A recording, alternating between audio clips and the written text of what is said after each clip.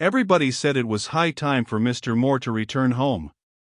All Briarfield wondered at his strange absence, and Winbury and Nunneley brought each its separate contribution of amazement. Was it known why he stayed away? Yes. It was known 20-40 times over, there being at least 40 plausible reasons adduced to account for the unaccountable circumstance. Business it was not, that the gossips agreed. He had achieved the business on which he departed long ago. His 4 ringleaders he had soon scented out and run down. He had attended their trial, heard their conviction and sentence, and seen them safely shipped prior to transportation. This was known at Briarfield. The newspapers had reported it. The Stillborough Courier had given every particular, with amplifications. None applauded his perseverance or hailed his success, though the mill owners were glad of it, trusting that the terrors of law vindicated would henceforward paralyze the sinister valor of disaffection.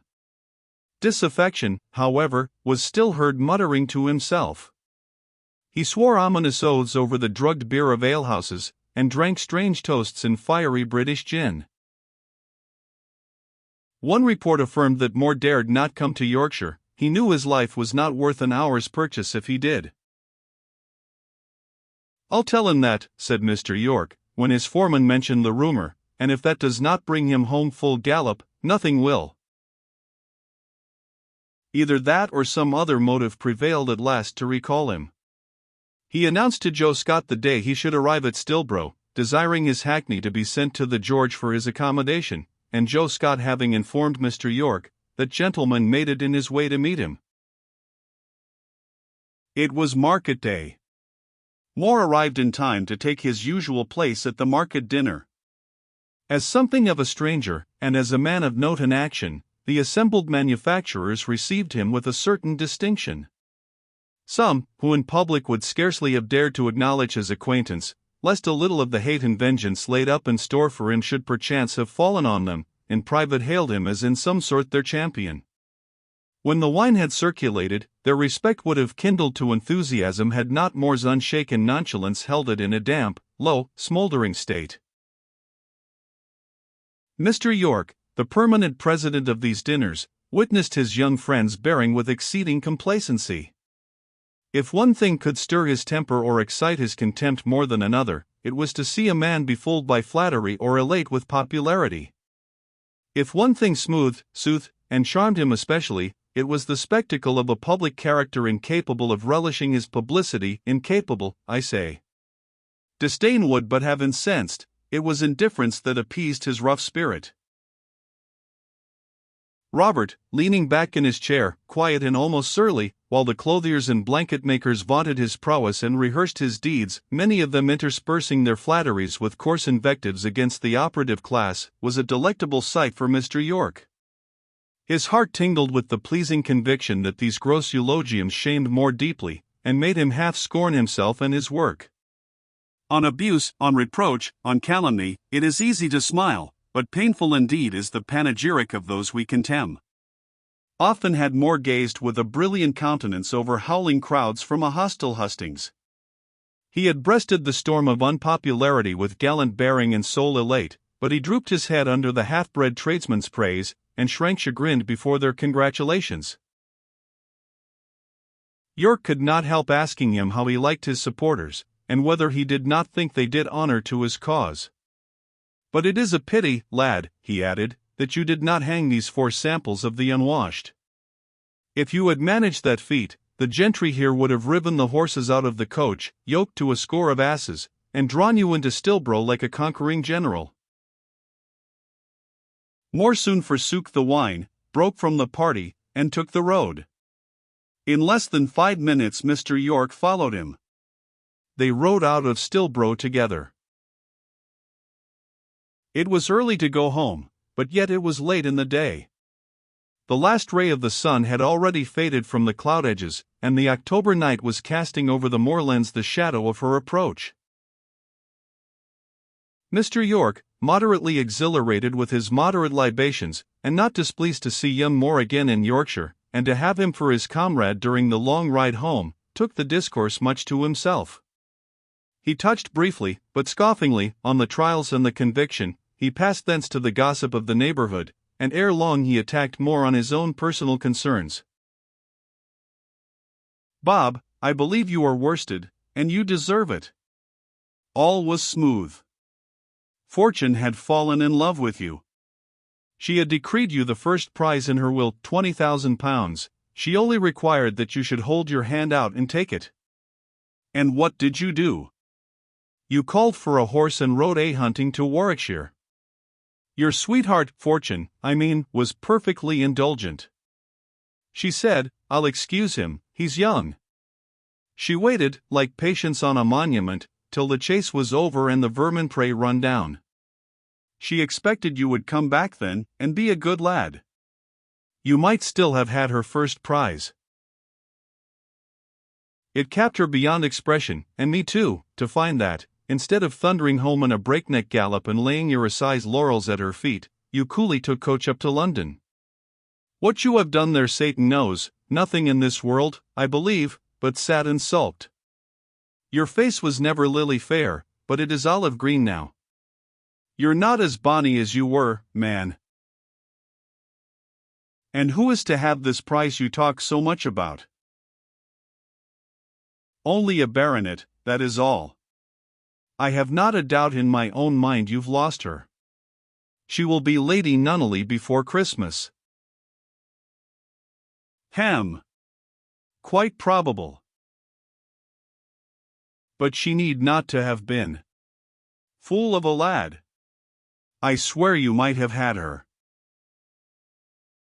By what token, Mr. York? By every token, by the light of her eyes, the red of her cheeks. Red they grew when your name was mentioned, though of custom they are pale. My chance is quite over, I suppose? It ought to be. But try, it is worth trying. I call this Sir Philip Milk and Water. And then he writes verses, they say, tags rhymes. You are above that, Bob, at all events. Would you advise me to propose, late as it is, Mr. York, at the 11th hour? You can but make the experiment, Robert. If she has a fancy for you, and, on my conscience, I believe she has or had, she will forgive much. But, my lad, you are laughing. Is it at me? You had better grin at your own perverseness. I see, however, you laugh at the wrong side of your mouth. You have as sour a look at this moment as one need wish to see. I have so quarrelled with myself, York. I have so kicked against the pricks, and struggled in a strait waistcoat, and dislocated my wrists with wrenching them in handcuffs, and battered my hard head by driving it against a harder wall. Ha! I'm glad to hear that. Sharp exercise yon. I hope it has done you good, ta'en some of the self-conceit out of you? Self-conceit? What is it? Self-respect, self-tolerance even, what are they? Do you sell the articles? Do you know anybody who does? Give an indication. They would find in me a liberal chapman. I would part with my last guinea this minute to buy. Is it so with you, Robert? I find that spicy. I like a man to speak his mind. What has gone wrong? The machinery of all my nature, the whole enginery of this human mill, the boiler, which I take to be the heart, is fit to burst. That Sulby put 10 I print, it's striking. It's almost blank verse. Ye'll be jingling into poetry just now. If the afflatus comes, give way, Robert. Never heed me, I'll bear it this wet time. Hideous, abhorrent, base blunder. You may commit in a moment what you will rue for years, what life cannot cancel. Lad, go on. I call it pie, nuts, sugar candy. I like the taste uncommonly. Go on. It will do you good to talk. The moor is before us now, and there is no life for many a mile round. I will talk. I am not ashamed to tell. There is a sort of wild cat in my breast, and I choose that you shall hear how it can yell. To me it is music. What grand voices you and Lewis have. When Lewis sings, tones off like a soft, deep bell, I've felt myself tremble again. The night is still. It listens. It is just leaning down to you, like a black priest to a blacker penitent. Confess, lad. Smooth not down. Be candid as a convicted, justified, sanctified Methodie at an experience meeting. Make yourself as wicked as Beelzebub. It will ease your mind. As mean as Mammon, you would say. York, if I got off horseback and laid myself down across the road, would you have the goodness to gallop over me, backwards and forwards, about 20 times? Why all the pleasure in life, if there were no such thing as a coroner's inquest? Hiram York, I certainly believe she loved me. I have seen her eyes sparkle radiantly when she has found me out in a crowd. She has flushed up crimson when she has offered me her hand, and said, "How do you do, Mr. Moore?" My name had a magical influence over her. When others uttered it, she changed countenance, I know she did. She pronounced it herself in the most musical of her many musical tones. She was cordial to me, she took an interest in me, she was anxious about me, she wished me well, she sought, she seized every opportunity to benefit me.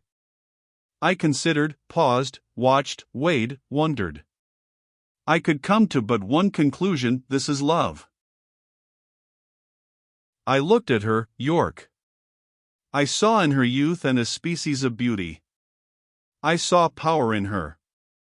Her wealth offered me the redemption of my honor and my standing. I owed her gratitude. She had aided me substantially and effectually by a loan of £5,000. Could I remember these things? Could I believe she loved me? Could I hear wisdom urge me to marry her, and disregard every dear advantage, disbelieve every flattering suggestion, disdain every well-weighed counsel, turn and leave her? Young, graceful, gracious, my benefactress, attached to me, enamored of me. I used to say so to myself, dwell on the word, mouth it over and over again, swell over it with a pleasant, pompous complacency, with an admiration dedicated entirely to myself, and unimpaired even by esteem for her. Indeed, I smiled in deep secrecy at her naivete and simplicity in being the first to love, and to show it.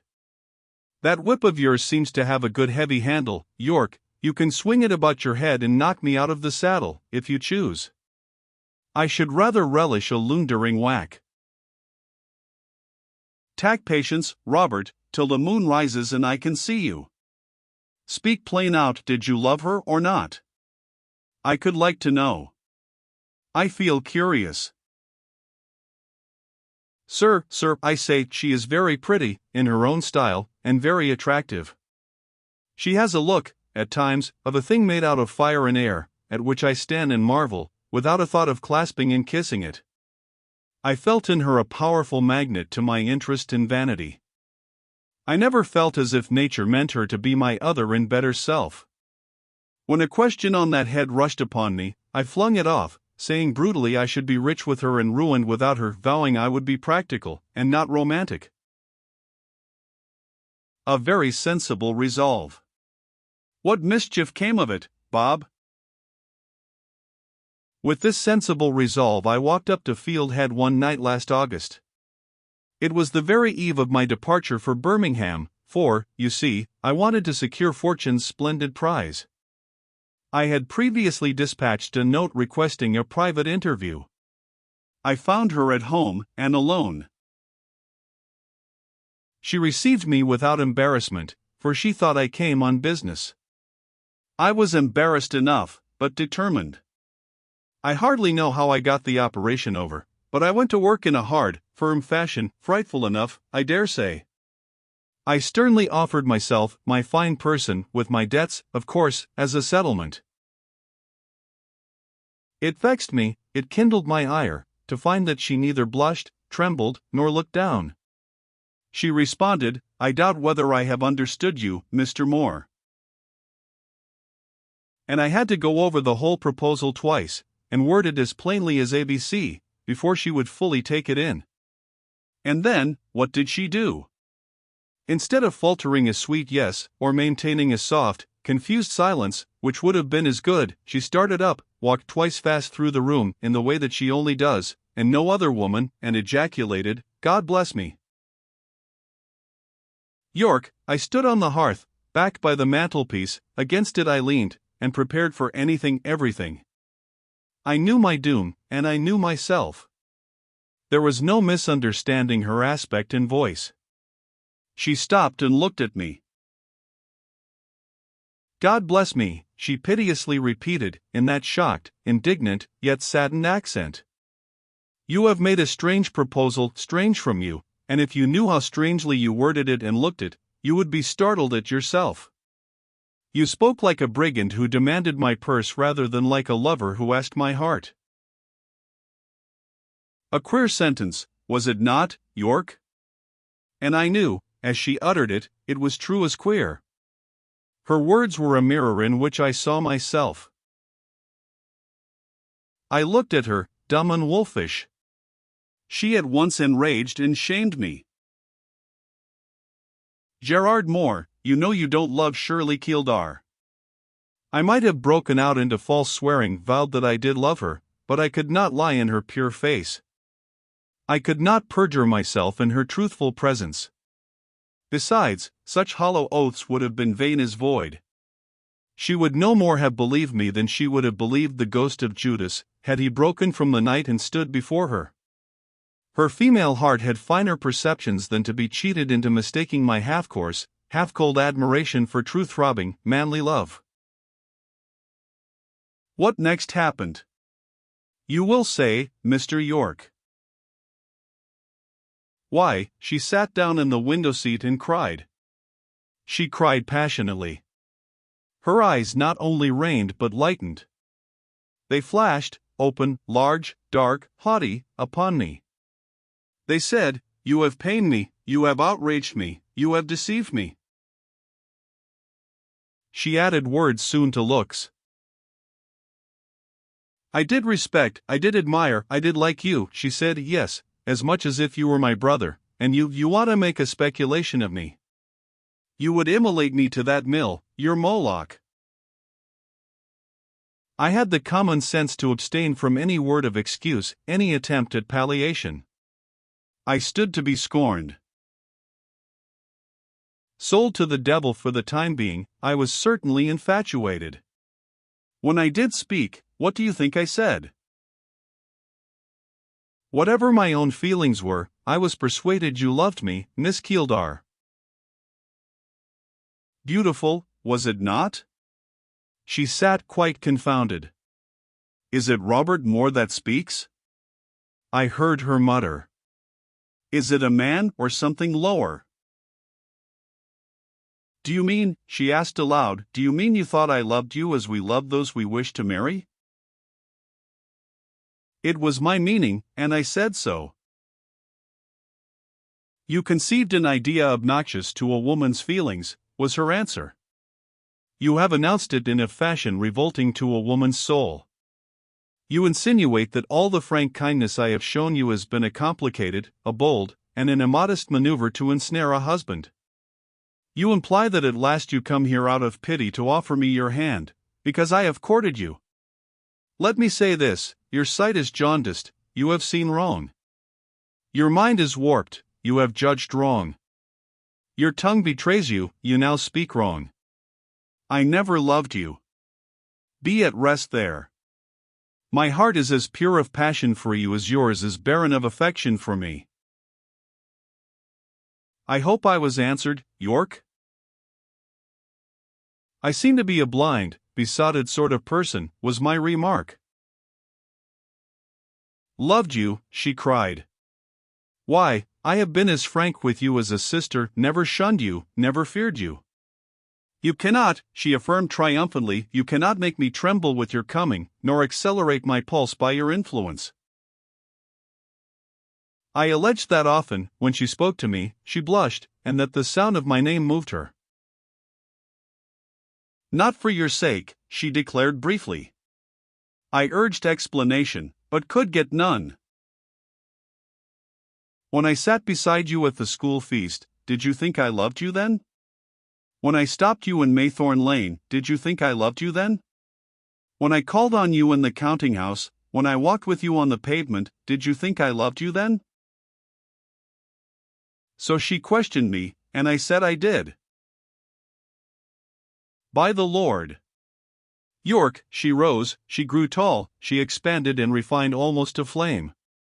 There was a trembling all through her, as in live coal when its vivid vermilion is hottest. "That is to say that you have the worst opinion of me, that you deny me the possession of all I value most. That is to say that I am a traitor to all my sisters, that I have acted as no woman can act without degrading herself and her sex, that I have sought where the incorrupt of my kind naturally scorn and abhor to seek." She and I were silent for many a minute. "Lucifer, star of the morning," she went on, "thou art fallen. You, once high in my esteem, are hurled down, you, once intimate in my friendship, are cast out. Go!" I went not. I had heard her voice tremble, seen her lip quiver. I knew another storm of tears would fall, and then I believed some calm and some sunshine must come, and I would wait for it. As fast, but more quietly than before, the warm rain streamed down. There was another sound in her weeping, a softer, more regretful sound. While I watched, her eyes lifted to me a gaze more reproachful than haughty, more mournful than incensed. "Oh, more," said she. "It was worse than Et tu, brute." I relieved myself by what should have been a sigh, but it became a groan.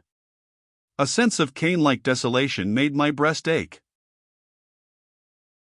"There has been error in what I have done," I said, "and it has won me bitter wages, which I will go and spend far from her who gave them." I took my hat. All the time I could not have borne to depart so, and I believe she would not let me. Nor would she but for the mortal pang I had given her pride, that cowed her compassion and kept her silent. I was obliged to turn back of my own accord when I reached the door, to approach her, and to say, "Forgive me." "I could, if there was not myself to forgive too," was her reply, "but to mislead a sagacious man so far I must have done wrong." I broke out suddenly with some declamation I do not remember. I know that it was sincere, and that my wish and aim were to absolve her to herself. In fact, in her case self-accusation was a chimera. At last she extended her hand. For the first time I wished to take her in my arms and kiss her. I did kiss her hand many times. "Some day we shall be friends again," she said, "when you have had time to read my actions and motives in a true light, and not so horribly to misinterpret them. Time may give you the right key to all. Then, perhaps, you will comprehend me, and then we shall be reconciled." Farewell drops rolled slow down her cheeks. She wiped them away. "I am sorry for what has happened, deeply sorry," she sobbed. "So was I, God knows." Thus were we severed. "A queer tale," commented Mr. York. "I'll do it no more," vowed his companion. "Never more will I mention marriage to a woman unless I feel love. Henceforth credit and commerce may take care of themselves. Bankruptcy may come when it lists. I have done with slavish fear of disaster. I mean to work diligently, wait patiently, bear steadily. Let the worst come, I will take my axe and an emigrant's berth, and go out with Louis to the west. He and I have settled it. No woman shall ever again look at me as Miss Keeldar looked, ever again feel towards me as Miss Keeldar felt. In no woman's presence will I ever again stand at once such a fool and such a knave, such a brute and such a puppy." "Tut," said the imperturbable York, "you make too much of it, but still, I say, I am capped. Firstly, that she did not love you, and secondly, that you did not love her. You are both young, you are both handsome, you are both well enough for wit and even for temper, take you on the right side. What ailed you that you could not agree? We never have been, never could be at home with each other, York. Admire each other as we might at a distance, still we jarred when we came very near. I have sat at one side of a room and observed her at the other, perhaps in an excited, genial moment, when she had some of her favorites round her, her old beaux, for instance, yourself and Helstone, with whom she is so playful, pleasant, and eloquent. I have watched her when she was most natural, most lively, and most lovely. My judgment has pronounced her beautiful. Beautiful she is at times, when her mood and her array partake of the splendid. I have drawn a little nearer, feeling that our terms of acquaintance gave me the right of approach. I have joined the circle round her seat, caught her eye, and mastered her attention, then we have conversed, and others, thinking me, perhaps, peculiarly privileged, have withdrawn by degrees, and left us alone. Were we happy thus left? For myself, I must say no. Always a feeling of constraint came over me, always I was disposed to be stern and strange. We talked politics and business. No soft sense of domestic intimacy ever opened our hearts, or thought our language and made it flow easy and limpid. If we had confidences, they were confidences of the counting-house, not of the heart. Nothing in her cherished affection in me made me better, gentler. She only stirred my brain and whetted my acuteness. She never crept into my heart or influenced its pulse, and for this good reason, no doubt, because I had not the secret of making her love me. Well, lad, it is a queer thing. I might laugh at thee, and reckon to despise thy refinements, but as it is dark night and we are by ourselves, I don't mind telling thee that thy talk brings back a glimpse of my own past life. 25 years ago I tried to persuade a beautiful woman to love me, and she would not. I had not the key to her nature, she was a stone wall to me, doorless and windowless. But you loved her, York, you worshipped Mary Cave. Your conduct, after all, was that of a man, never of a fortune hunter. I did love her, but then she was beautiful as the moon we do not see tonight. There is not like her in these days. Miss Helstone, maybe, has a look of her, but nobody else. Who has a look of her? That black-coated tyrant's niece, that quiet, delicate Miss Helstone. Many a time I have put on my spectacles to look at the lassie in church, because she has gentle blueing, white long lashes, and when she sits in shadow, and is very still and very pale, and is, about to fall asleep, why, the length of the sermon and the heat of the biggin, she is as like one of Canova's marbles as aught else. Was Mary Cave in that style? Far grander, less lass-like and flesh-like. You wondered why she hadn't wings and a crown. She was a stately, peaceful angel, was my Mary. And you could not persuade her to love you? Not with all I could do, though I prayed heaven many a time, on my bended knees, to help me. Mary Cave was not what you think her, York. I have seen her picture at the rectory.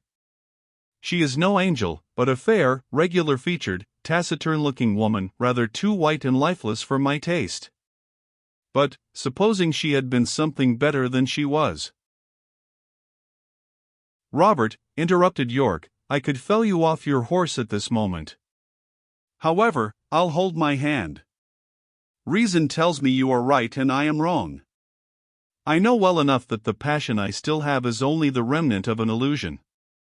If Miss Cave had possessed either feeling or sense, she could not have been so perfectly impassible to my regard as she showed herself. She must have preferred me to that copper-faced despot.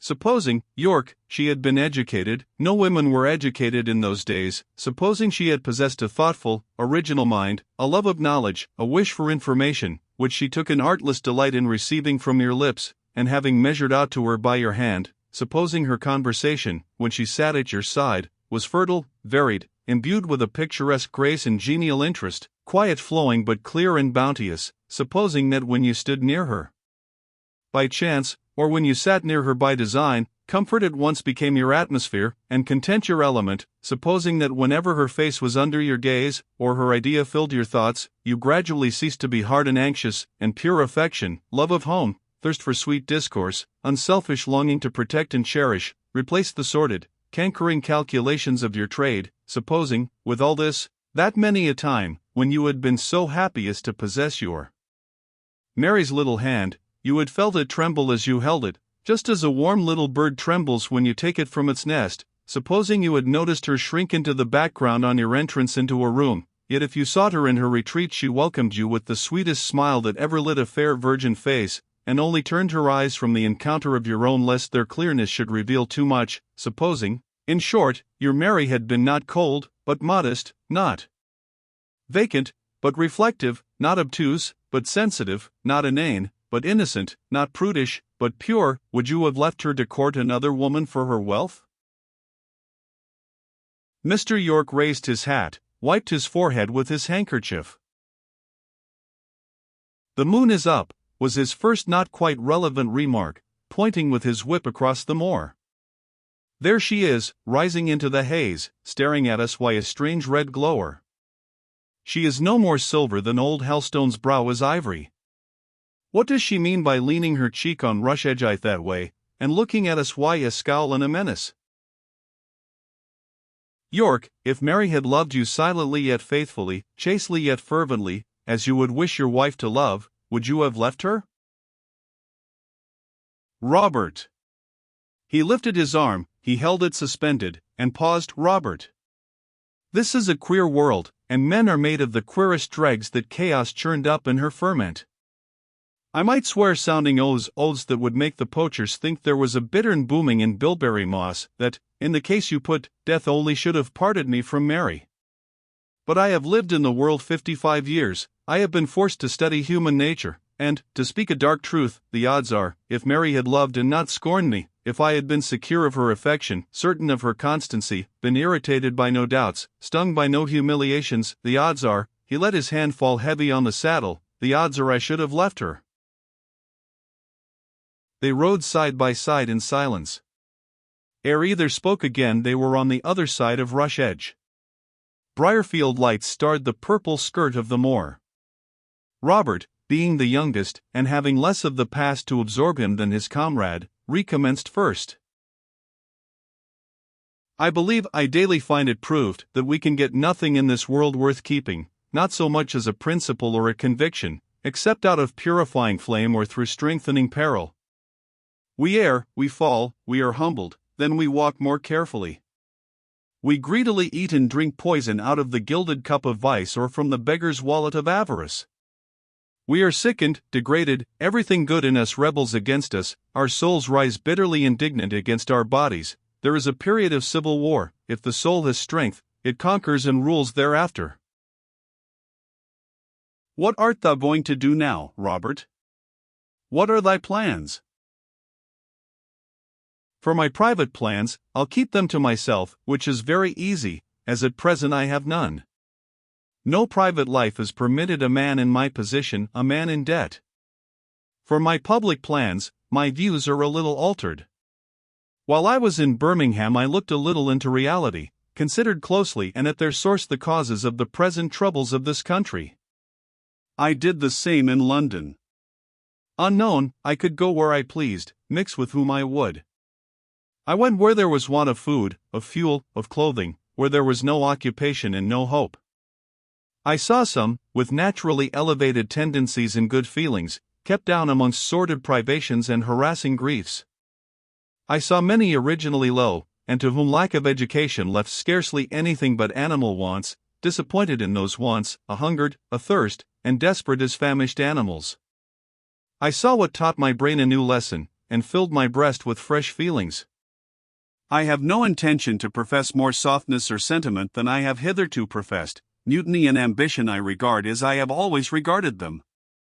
I should resist a riotous mob just as heretofore, I should open on the scent of a runaway ringleader as eagerly as ever, and run him down as relentlessly, and follow him up to condign punishment as rigorously, but I should do it now chiefly for the sake and the security of those he misled.